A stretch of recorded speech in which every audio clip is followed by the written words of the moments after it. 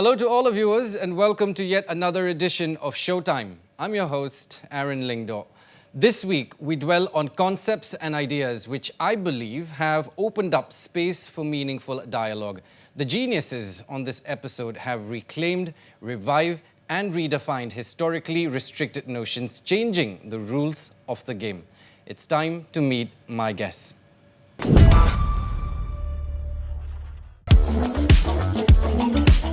Say hello to the founder of India's first community-owned feminist library.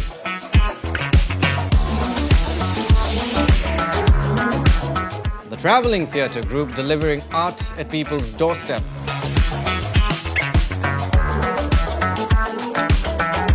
And the classically trained singer-songwriter from Guwahati, whose voice is sort of impossible to ignore.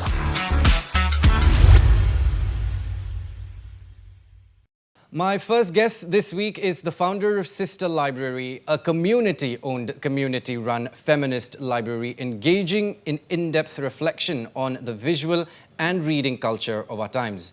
Now, the project emphasizes on the importance of the works of women in the creative world. Please welcome AQUI, THAMI. So, AQUI, Sister Library powered by female authors. Right off the bat, what is Sister Library? Hi, thank you so much. It's so great to be talking to you.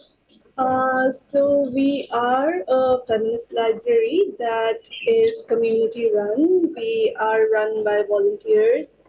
And we have books written by women. We have over 1,000 books and over 700 zines and publications that are self-published in the library in Bombay. But we are also a traveling library. We have been traveling to different parts of India and also internationally. Why the need to emphasize the works of women in particular?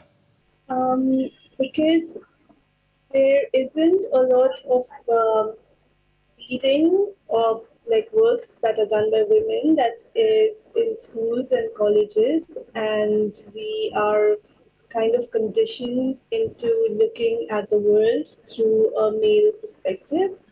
And reading works by women gives us the opportunity to experience the world from a totally different perspective. And I think it's extremely important to have that option. All right, and how does one sign up for it? Everyone is welcome to come to the library and look at works, spend time reading. If you'd like to be a member, you can take up membership and then borrow books to take home. You know, AQUI, you also said that this collaborative practice stems from your desire to heal in community. Tell us a little bit more. I feel like there is something fundamentally wrong with the way the world is designed today and how we have been pushed to achieve things at the cost of our own happiness and health and well-being.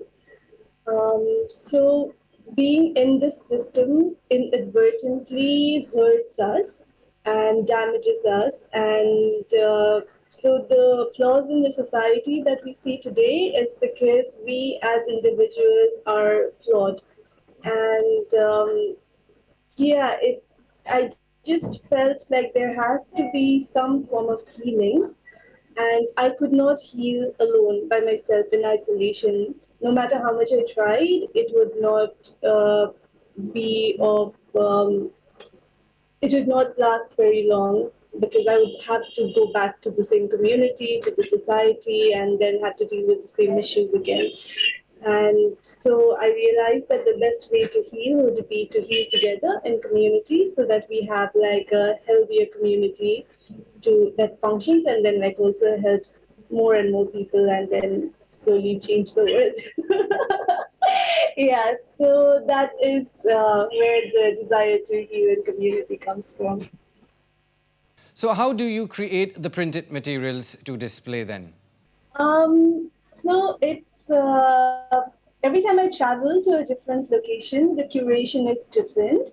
For instance, for the Northeast, the edition in the Northeast, when I traveled to the 8 different states and Darjeeling, the material that I traveled with was works of indigenous women and women who have been contesting systemic racism, armed violence, and yeah, tackling issues around militarization and police state. There were also works of women that were independently made from the mainland of India, and also works of indigenous women from all across the world. So the curation is largely how I have, based on how I have experienced the city or the space, or how what has been my um, exchange with the city, and then what I feel is required as reading in the community. So that's how I put together the books to travel with. And I remember speaking to you offline, you said that you are touring the Northeast with a collection of 101 books from the library. Please briefly walk us through some of those works off the top of your head. I have to still go to 3 spaces. Like I still have to do Manipur and Tripura and Mizoram. So if there's anyone out there, like especially artist-run spaces or cultural spaces that would be interested in having a sofa, we would love to come there. But the kind of works are books written by Thie from Nagaland. She writes poetry. There's also this amazing publishing house called Pentrill, also based in Nagaland. And then there is Esther Siam, who is this amazing poet and just an elder from Shillong, and then there's Temsulao's work, there's Mamang Dai's work, all of these amazing, brilliant women that I love, and I want to celebrate their works and their voices. And yeah, and then lots of works from abroad as well, from the Turtle Islands and from Akagawa. Now, have you always been inclined towards books and reading? Yes, yes, I have been. I was that uncool child that would not play during recess but go to the library and read. And how has that helped you personally? I think it gave me the possibility to dream and imagine. It's kind of difficult for us as children growing up in spaces that are far away from like the center of everything that happens, right? I think it was great to have that space with books and reading, because it allowed me that space to imagine a world outside of what was immediately around me. It was also a really great space for me as a child, because everything happens in the mainland, in the big cities, and growing up in a space which is so far away, which is tucked away, and the things that happen around us and the things that change our entire lives don't really make it to the news or make it to the dominant discourse. So for me as a child, when I would read, it would just allow me that space to imagine a world where I was important, and then it led me to create things and create spaces where I was heard. And there were stories like mine that I reached out to. And also a possibility to imagine something else, I guess, like something entirely different from what was happening around me. And that was extremely important for me to not just just be lost in everything that is going on, like things of political unrest and all of that. And it gave me hope. It lifted my spirits as a child, and I guess that's why I ended up becoming an artist and a maker and a cultural worker. Yeah, that's pretty much how it shaped and helped, I guess. I'm very indebted to like books and authors for helping me imagine. And what do you reckon of the reading culture here in the Northeast? From my travels, I think there is a very great reading culture. I was really happy to meet so many creatives, so many young women who are writers, and I mean, it's meant to be, right? Like, there's such a great culture of sharing, and we have so many stories, and yeah, we love our stories, and there has to be a culture of reading and sharing and listening to each other, uh, even like in contemporary literature. And then we have these amazing writers like Temsulao, and yeah, I think the new writing that's coming from the Northeast is very amazing, especially women's writing, and I'm very inspired and happy that this work is happening. And also to see how people have been invested in reading and they want to read, they want to support the writers from the Northeast, especially in the Northeast. It's great. It's amazing. A practice that stems from the desire to heal in community. What better way to experience reading? AQUI THAMI, what a pleasure. It's time for a very short break. I will be back with a theatre group from Assam that's reviving the local art and culture scene post-COVID-19 pandemic.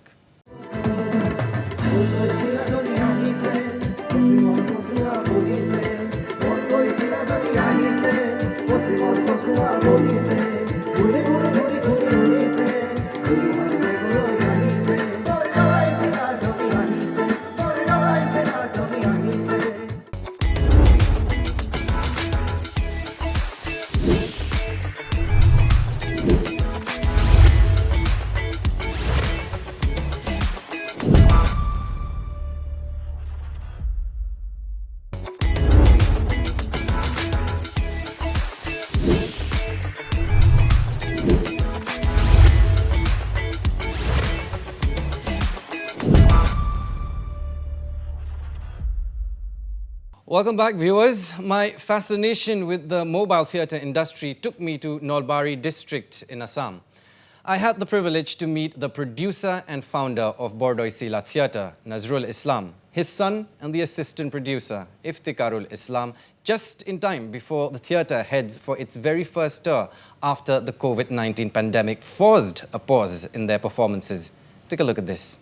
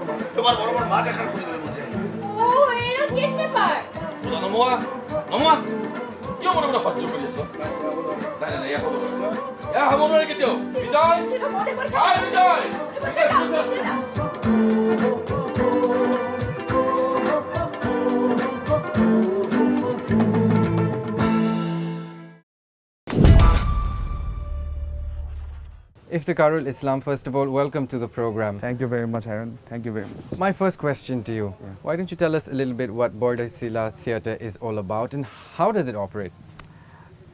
Like Bordoi Sila Theatre is is a group, theatre group, which was organized by my father, Nazrul Islam, back in 1997.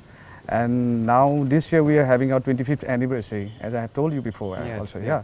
So it's like, I am not part of the whole 25th anniversary journey, but half of it I was part of it, In a journey, middle of it I came here, I joined it, I joined it as an intern, like knowing the whole procedure of this, how it works, Yes. how the things goes from here to another places, how the whole thing process, the whole, financial thing, the whole teamwork, the group thing, the music, everything. It's like a very exciting thing for me.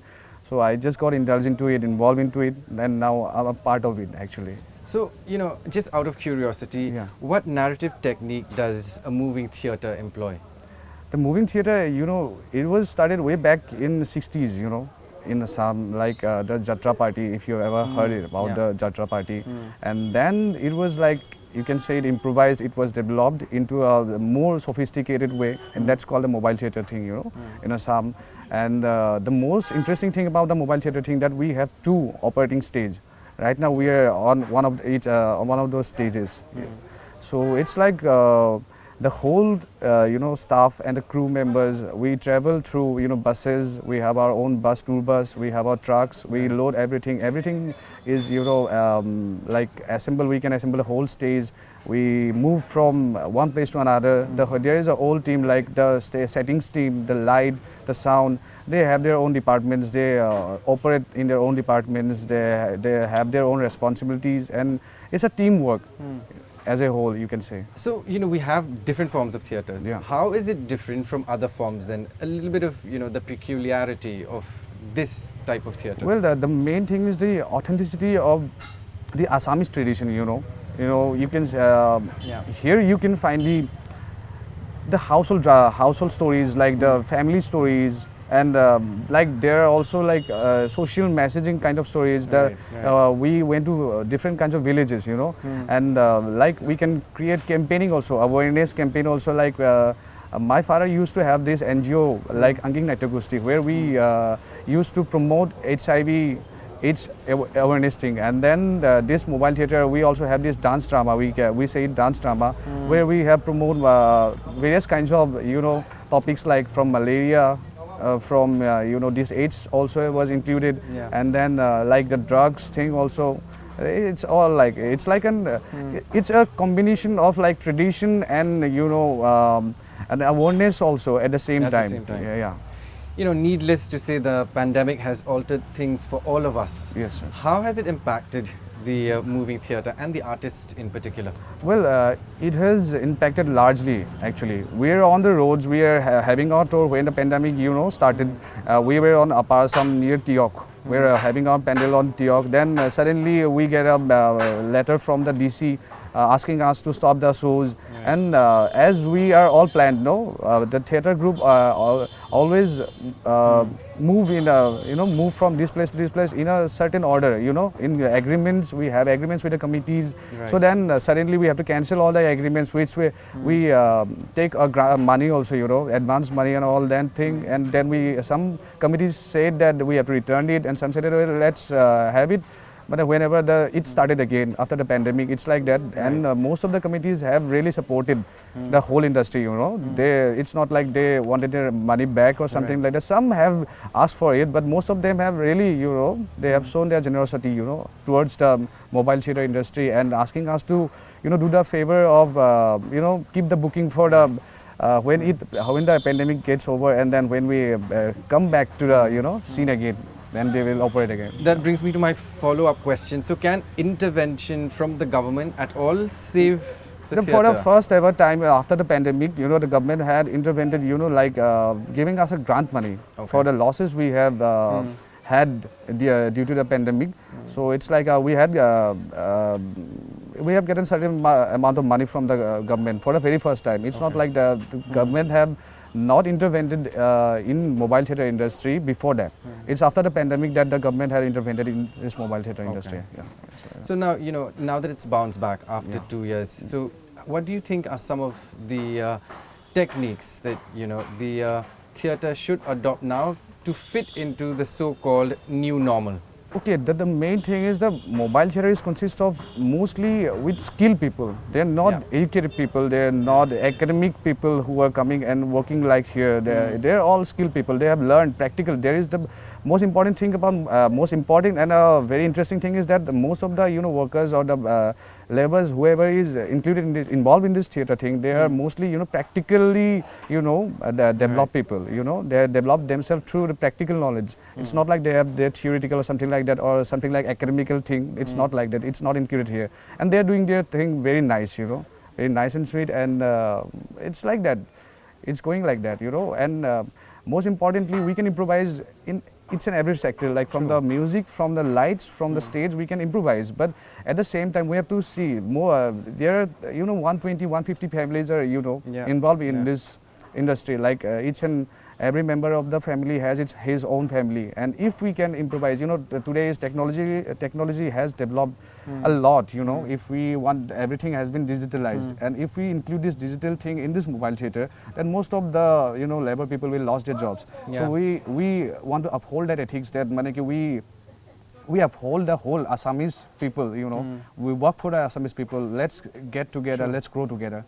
That's the thing. It's very interesting that you get the digital part of it, because that's what I wanted to ask you. So when you talk about television and the OTT platforms, that's become like a household discourse now. How do you see this kind of theatre catching up, or is it somehow fading away?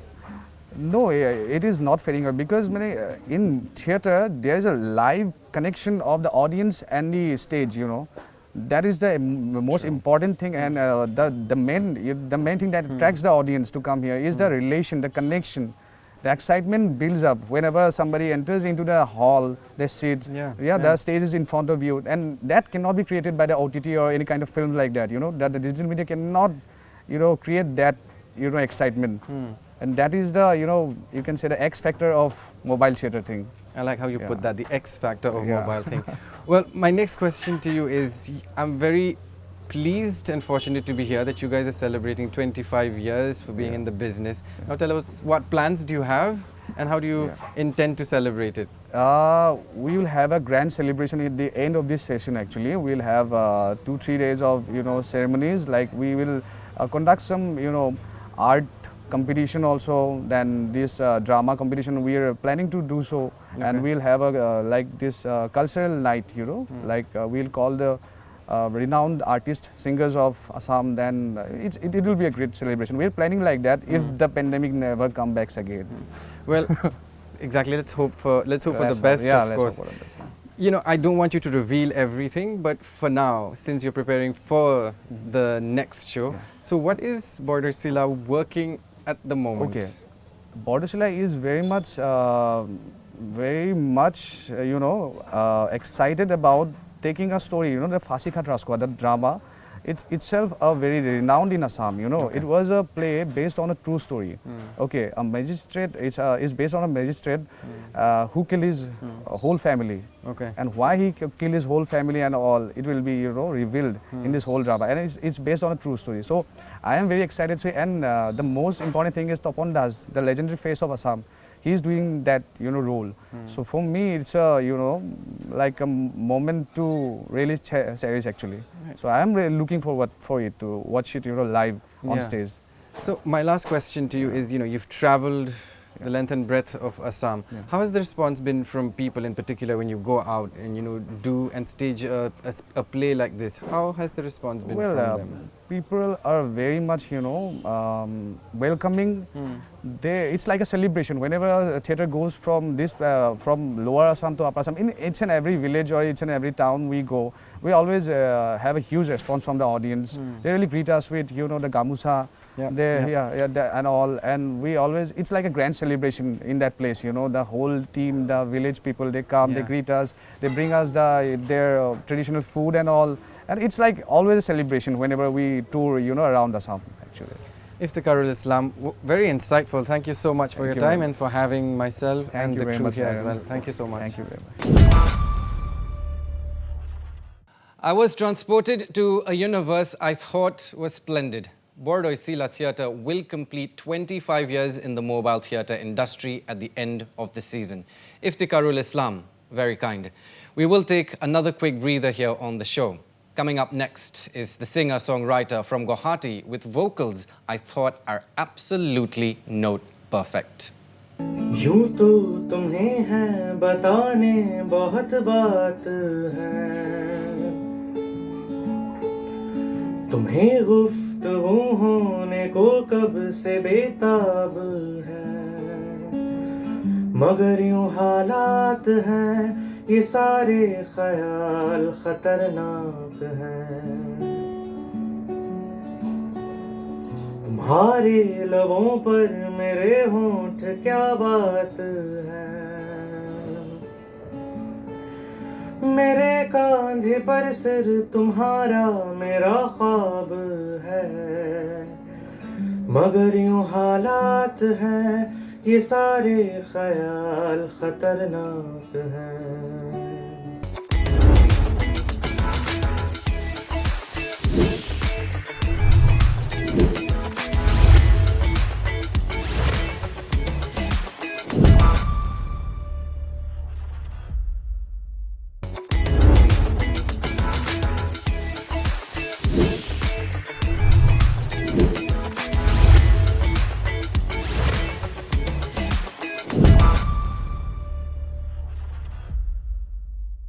Welcome back, viewers. My next guest is trained in Hindustani classical music and has dabbled in ghazals, kalams, film music and songs written by cultural icons like Tagore, Bhupen Hazarika and Bishnu Rabha. His talent is very clear for all to see. Please say hello to AMLAN SARKAR.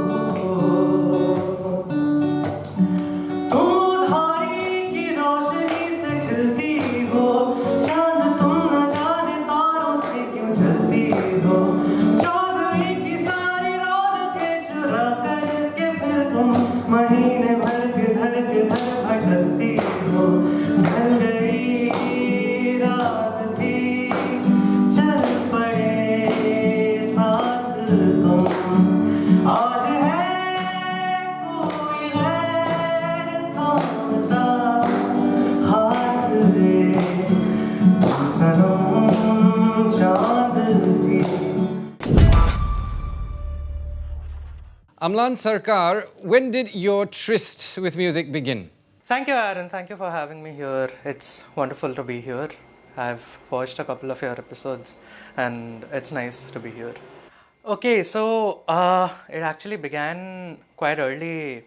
I come from a Bengali speaking family, so sort of a cliche, but my parents were both into music. They learned music, and so when they heard me sing, they thought that just hum something. They thought that we should probably get him trained. So what happened was that this was when we were living in Tura. My father had a transferable job, so we were staying in Tura, and the house we were staying in, the landlord's daughter there, she used to sing. So my father initially he trained me for a bit, and then he sent me to this aunt to learn the basics.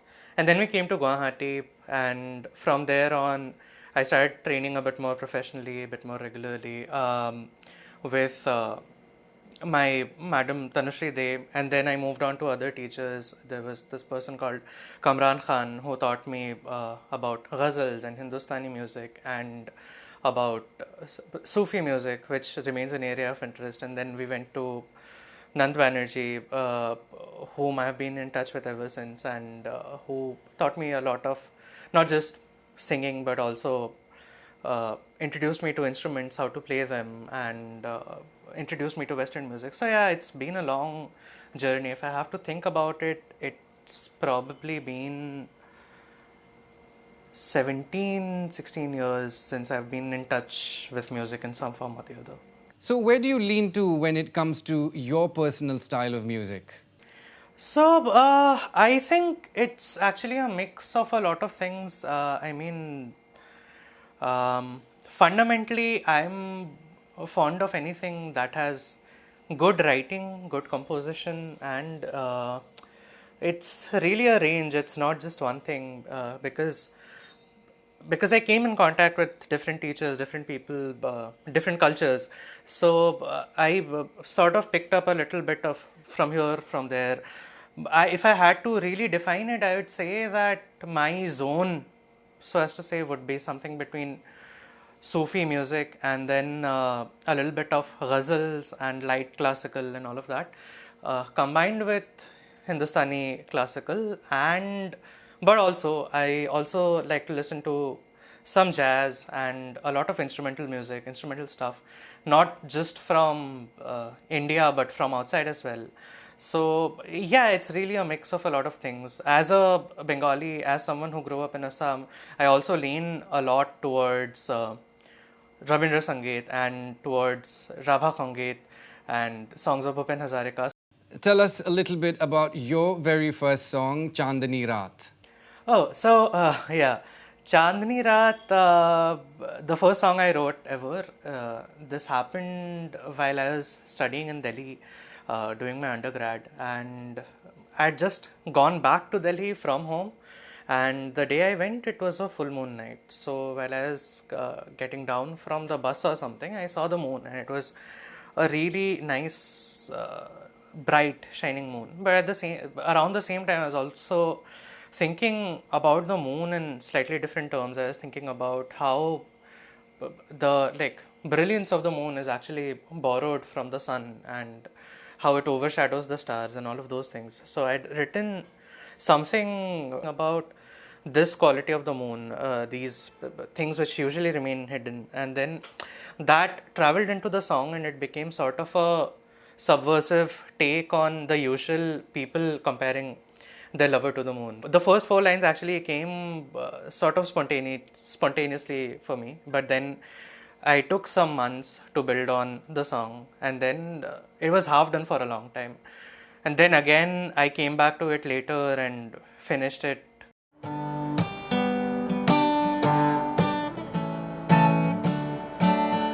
चांदनी रात है, क्या हसी बात है,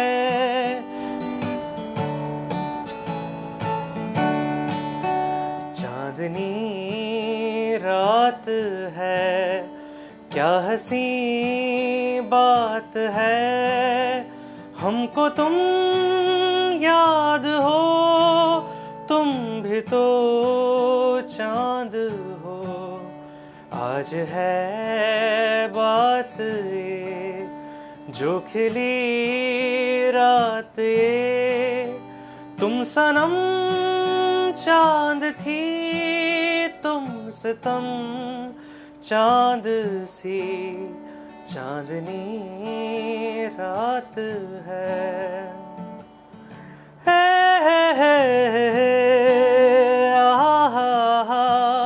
हो,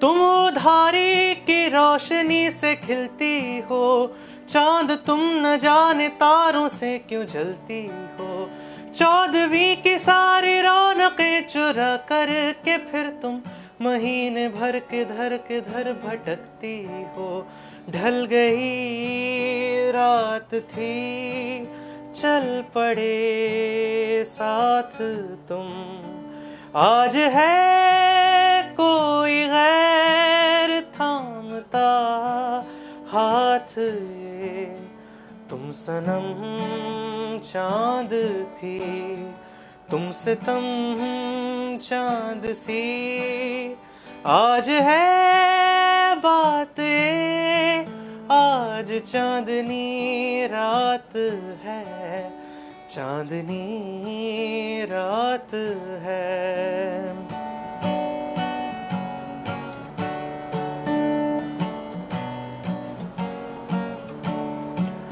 तुम सनम चांद थी, चांदनी रात थी, फिर सहर हो गई, ढल गया चांद था, तुम भी तो चल पड़ी, बिन कहे बेवजह तुम सितम चांद सी, तुम सनम चांद थी।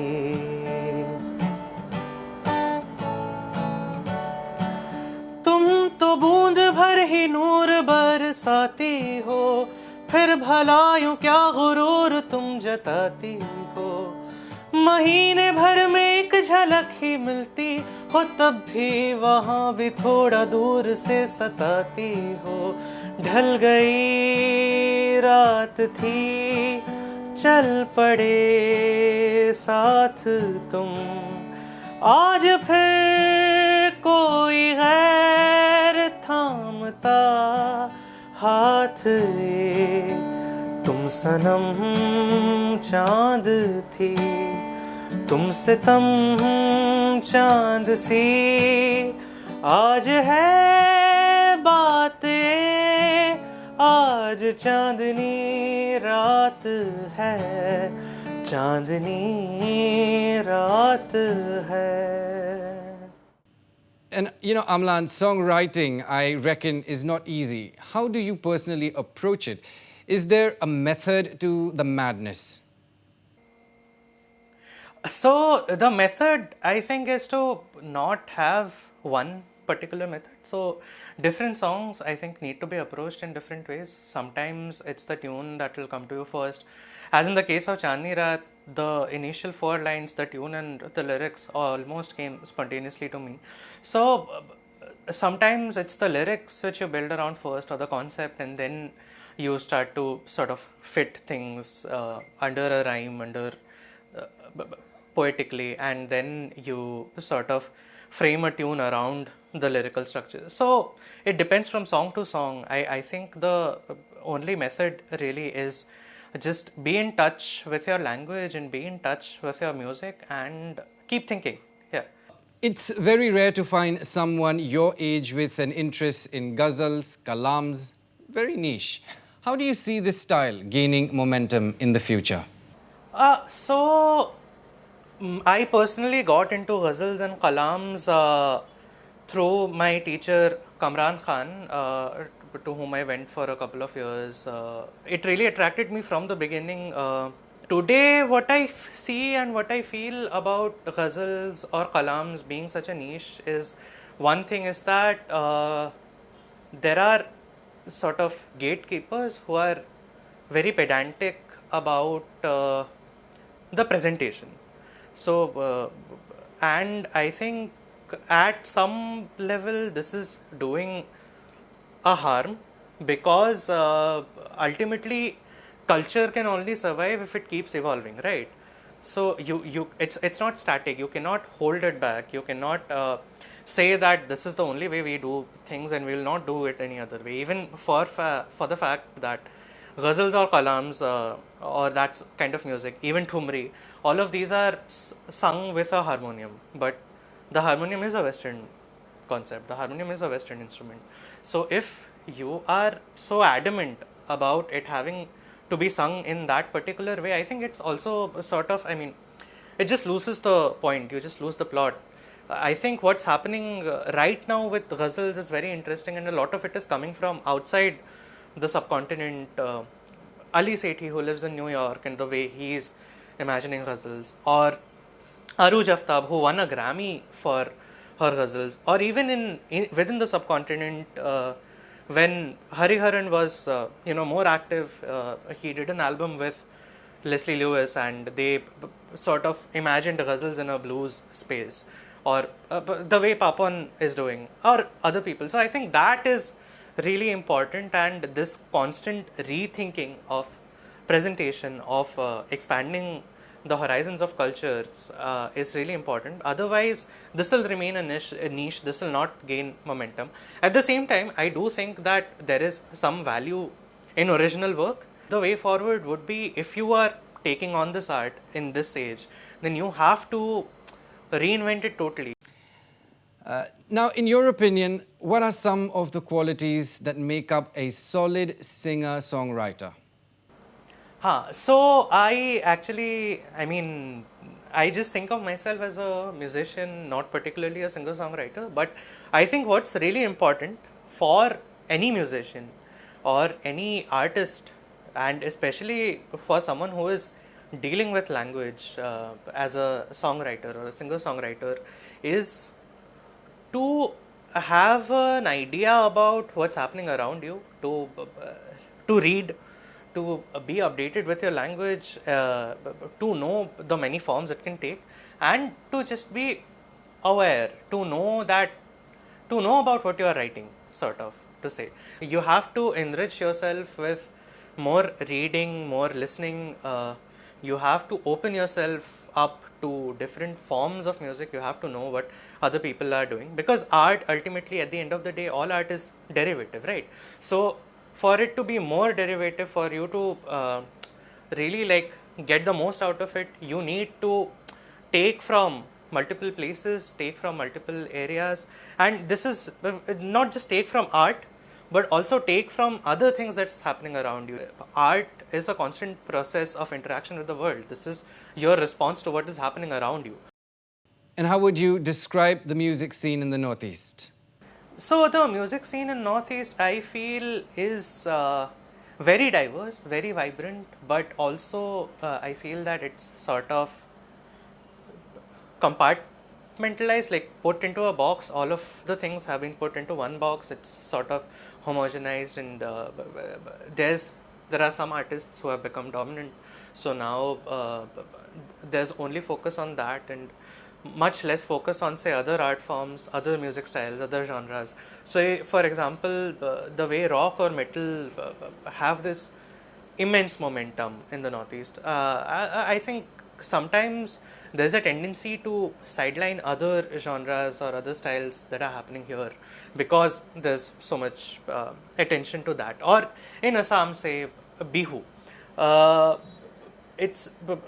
Bihu is almost the only folk form people would know from Assam, whereas there are numerous other forms which do not gain, like as an outsider, if you look at it, the only thing a lot of people will take away is Bihu. But there are a lot of other art forms, other folk forms, other classical forms which exist, and I think this homogenization of is, I think, harmful, and it takes away from a lot of other talent which remains, say, undiscovered or hidden.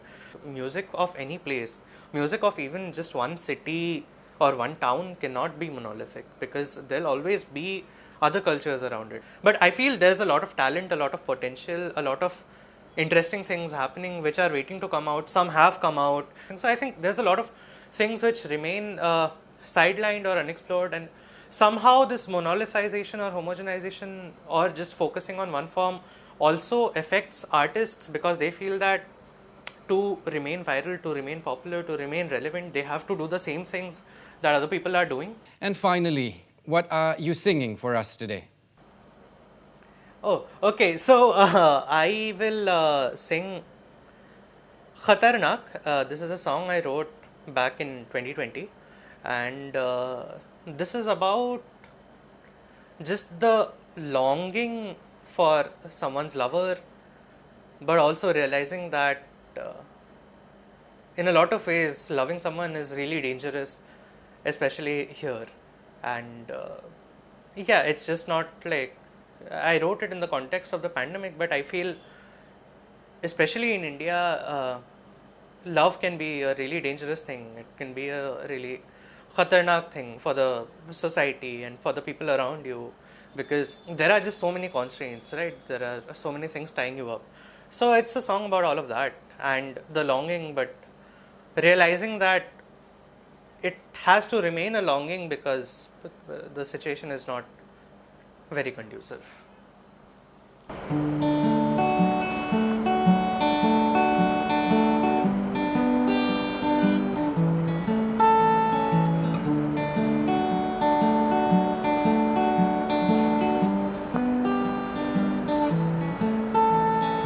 यूं तो तुम्हें हैं बताने बहुत बात है, तुम्हें गुफ्तगू होने को कब से बेताब है, मगर यूं हालात हैं ये सारे ख्याल खतरनाक हैं। तुम्हारे लबों पर मेरे होंठ क्या बात है, मेरे कांधे पर सिर तुम्हारा मेरा ख्वाब है, मगर यूं हालात हैं ये सारे ख्याल खतरनाक हैं। धीरे धीरे धीरे से गुजरती ये रात है, दबे दबे दबे दबे से रहते ये जज्बात हैं।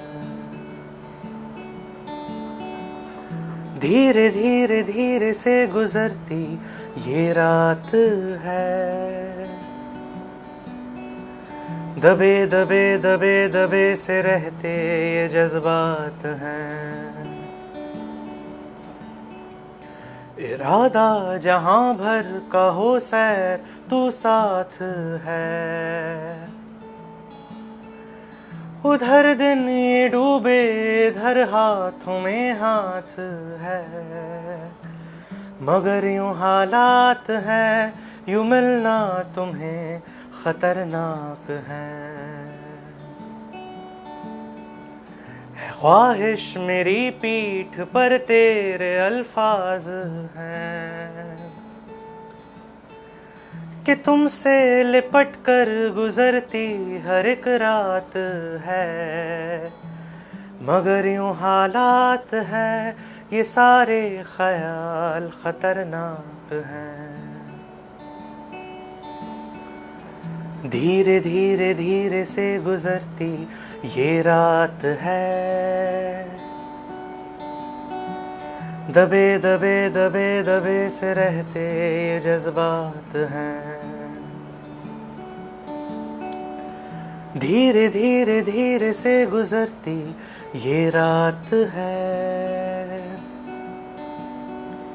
दबे दबे दबे दबे से रहते ये जज्बात हैं।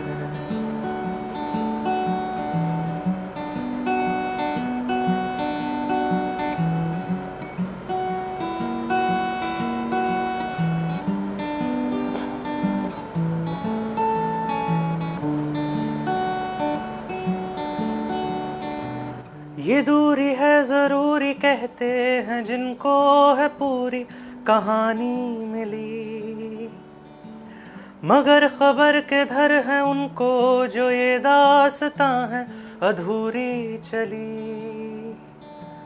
ये दूर मंजूर है और भी राह क्या थोड़े मजबूर हैं, तुम्हारी यादों में जो चूर होना लिखा था तभी चूर है। उम्मीद हो सब ये खत्म फिर मुलाकात हो, कि जल्द ही सितारों के नीचे ये सब बात हो। ये हाल फिलहाल मगर ये सारे ख्याल खतरनाक हैं। धीरे धीरे धीरे से गुजरती ये रात है, दबे दबे दबे दबे से रहते ये जज्बात हैं। धीरे धीरे धीरे से गुजरती ये रात है, दबे दबे दबे दबे से रहते ये जज्बात हैं। Amlan Sarkar, I could listen to you all day, every day if I had my way. Thank you for the excellent performance. Well, bold moves sure does open doors to winds of change. Change poised to get bigger and higher. AQUI, THAMI, IFTIKARUL Islam and AMLAN Sarkar. What a delight. This is Showtime. I'm Lyngdoh. Until next week. Goodbye.